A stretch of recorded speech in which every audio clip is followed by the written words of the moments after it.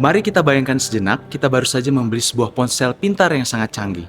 Ponsel itu memiliki semua fitur hebat, kamera terbaik, kecepatan super, tetapi kita tidak tahu cara menggunakannya selain untuk menelepon dan mengirim pesan singkat.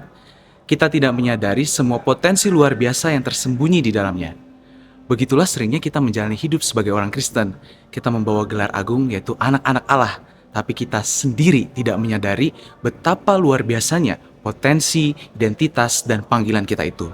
Bacaan-bacaan esok hari mengajak kita untuk menyadari dua hal, siapa Yesus dan siapa kita di dalam Dia. Yohanes Pembaptis memberikan kesaksian yang sangat kuat ketika melihat Tuhan Yesus datang.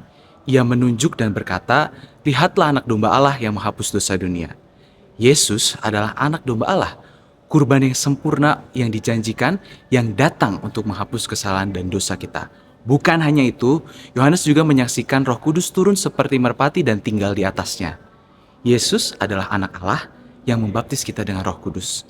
Kesaksian ini memberitahu kita, Yesus, Sang Penyelamat, sumber pengampunan, dan pembawa Roh Kudus. Siapa kita? Surat Yohanes kemudian menghubungkan identitas Yesus dengan identitas kita. Ia berkata, "Lihatlah betapa besarnya kasih yang dikaruniakan Bapa kepada kita, sehingga kita disebut anak-anak Allah, dan memang kita adalah anak-anak Allah." Ini adalah potensi besar kita, fitur terhebat kita, karena kita bukan hanya pengikut, tapi anak-anak yang dikasihi Bapa. Dan sebagai anak-anaknya, satu ujian yang harus kita lakukan, melakukan kebenaran. Jika kita melakukan kebenaran, itu membuktikan bahwa kita sungguh lahir dari Allah.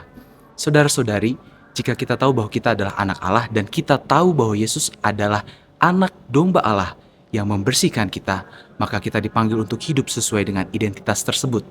Bagaimana kita mengkonkretkan melakukan kebenaran dalam kehidupan sehari-hari? Pertama, orang yang hidup dalam kebenaran akan memurnikan dirinya karena ia memiliki harapan bahwa suatu hari ia akan menjadi sama seperti Kristus, suci dan murni. Kita dipanggil untuk terus membersihkan hati kita, menjauhi kebiasaan buruk, dan berusaha menjadi lebih baik. Kedua, melakukan kebenaran berarti tidak hanya percaya di mulut, tapi juga bertindak adil, jujur, dan penuh kasih dalam pekerjaan, keluarga, dan lingkungan. Ketika kita menolong sesama, ketika kita menepati janji, ketika kita tidak menyebarkan fitnah, kita sedang membuktikan bahwa kita adalah anak Allah yang melakukan kebenaran. Kita tidak boleh seperti orang yang punya ponsel canggih, tapi hanya dipakai untuk mengirim SMS. Kita harus membuka dan menggunakan semua potensi yang sudah diberikan Allah, yaitu panggilan untuk hidup suci dan benar.